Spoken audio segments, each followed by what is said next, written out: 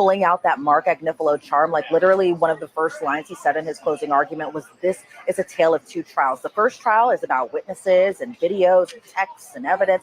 He said the second trial was just kind of the word of mouth by the prosecutors. He was saying that this case is badly exaggerated. He says it's made up, in other words. He also said it's about personal use of drugs, nothing else. The evidence shows that it was kind of a swinger type of lifestyle, that, you know, as far as the hotel nights and freak-offs occurred, or as Jane and Cassie had testified about the hotel nights and freak-offs, that these were just threesomes. It was just swingers. It was just an alternative lifestyle, those types of things. And then he was saying that the evidence shows that Sean Combs is a self-made, successful Black entrepreneur. He's done something that's hard to do, and that's have wonderful, successful, legitimate businesses. He says how many government witnesses said that they were moved by Sean Combs, that being with him was like drinking from a fire hose. He taught me great work ethic.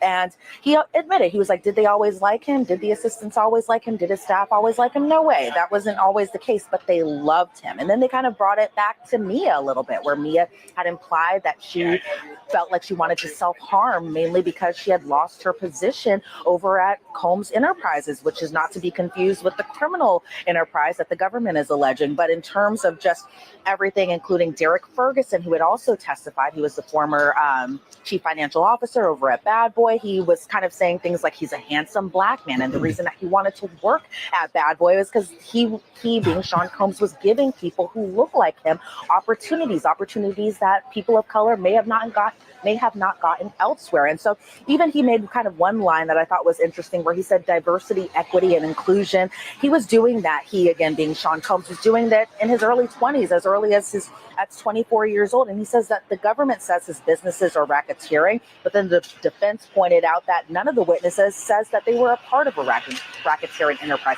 None of the witnesses got on the stand and said, yes, I'm a part of this racketeering conspiracy. He said none of that. And so it really was a pretty strong opening just in the first few lines, first few minutes of the defense's closing argument.